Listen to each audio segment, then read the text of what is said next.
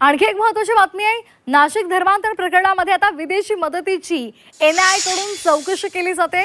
पोलिसांनी संबंधित कागदपत्र एनआय कडे सोपवलेली आहे। आरोपींना पैशांचा पुरवठा करणारे स्रोत सुद्धा आता तपासले जात आहेत। तर परदेशातून होत असलेली मदत याची आता चौकशी होते। दिल्ली बॉम्बस्फोटाच्या पार्श्वभूमीवर नेक्सस सुद्धा तपासले जात आहेत। योगेश खरे आमचे प्रतिनिधी आपल्यासोबत जोडले गेलेले आहेत। योगेश, आता आणखी एक महत्त्वाची बाब म्हणजे एनआय कडून या धर्मांतर प्रकरणाची परदेशी मदतीची चौकशी होते। काय नेमके डिटेल्स आहेत? एकूणच जे धर्मांतर प्रकरण आहे हे केवळ नाशिकमध्ये घडलं असलं तरी त्याची देशव्यापी एक षडयंत्र हे या ठिकाणी राबवलं जात असल्याचा संशय आता सर्वच पोलीस यंत्रणांना आहे। ज्या पद्धतीनं कॉर्पोरेट सेक्टरमध्ये ही कीड लागल्याचं दिसून येत आहे, त्यामुळे याची संपूर्ण अंगाने चौकशी केली जाते।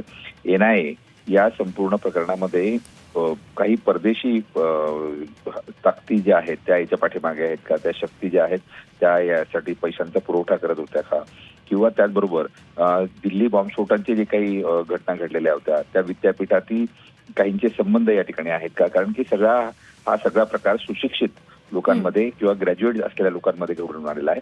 त्यामुळे या दृष्टिकोनातून संपूर्ण तपासणी या ठिकाणी केली जाते आणि त्यासाठी एनआयएने सर्व कागदपत्र नाशिक पोलिसांकडून ताब्यात घेतलेली आहे आणि त्याविषयीचा संबंध तपासण्याचं काम सुरू झालेलं आहे। धन्यवाद योगेशजी दिलेल्या माहितीसाठी।